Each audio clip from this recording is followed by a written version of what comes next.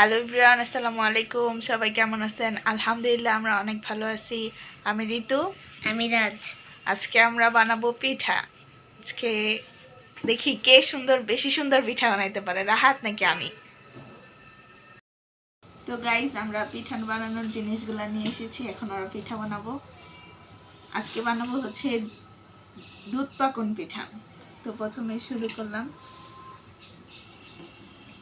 প্রথমে গোল করে নিচ্ছি। দেখবো আজকে কে ভালো পিঠা বানাতে পারে, রাহাত নাকি আমি। অবশ্যই আমিই পারবো। আমি পারবো।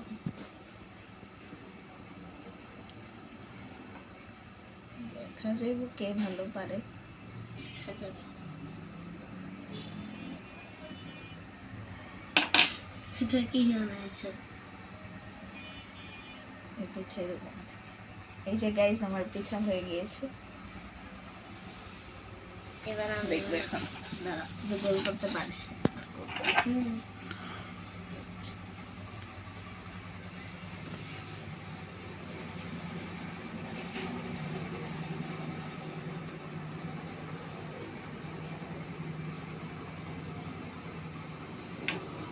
এনে আর এই যে এনে আন। দেখা যাবে উপরে হাতে রেখা করে ধরতে। এই জন্য এমনি ধরবা আর এমনি করবো।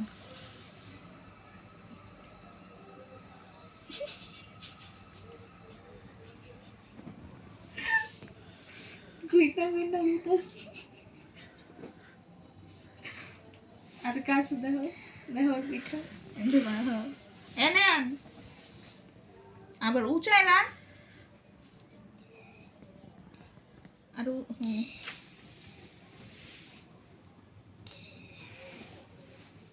বলছে এদিকে না কর।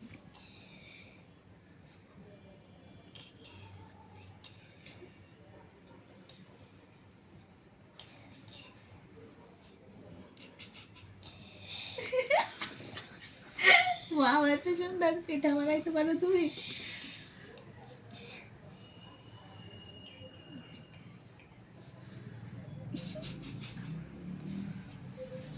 আরে এমনি না, এই জন্য ধরে এইরকম করে না, এইরকম করে নিয়ে বড় করে চাপ দিতে হয়। আবার এইরকম করে নিয়ে এইরকম করে, আবার এইরকম এরকম, এইরকম, এইরকম। এই যে গাইস, রাহাতের অর্ধেক সাইজের পিঠা বানানো আর আবার অর্ধেক সাইজের পিঠা বানানো।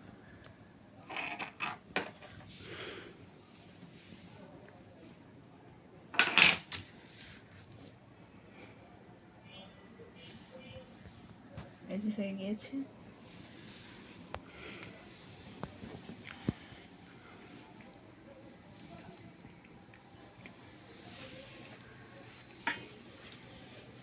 না, আমি এটা বানাবো না, আমি পাতা বানাবো। পারে না কিছু না, তুমি দেখো আমি বানাই।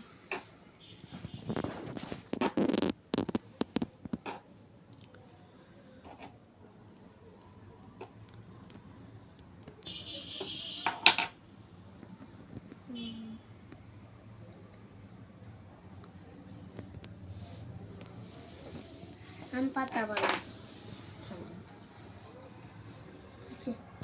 দাঁড়াও, ঠিক করে দেবো না।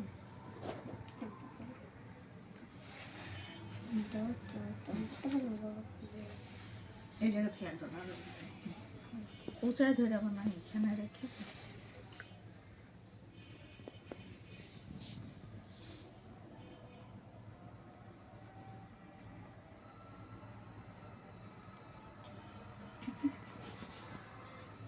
পিঠে।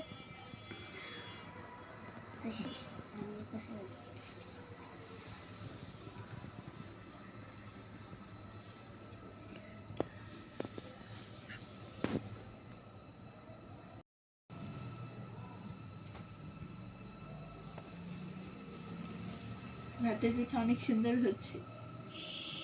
রাতের পিঠাটা আমি খাবো। হ্যাঁ, একটু দিও।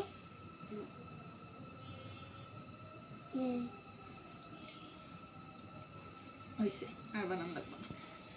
গাইজ ও তো পারে না পিঠা বানাইতে, তাও অনেক মাশাআল্লাহ অনেক সুন্দর পিঠা বানাইছে। এই পিঠাটা কার কার পছন্দ অবশ্যই কমেন্টে বলবেন। তো আজকে এখানেই শেষ করছি।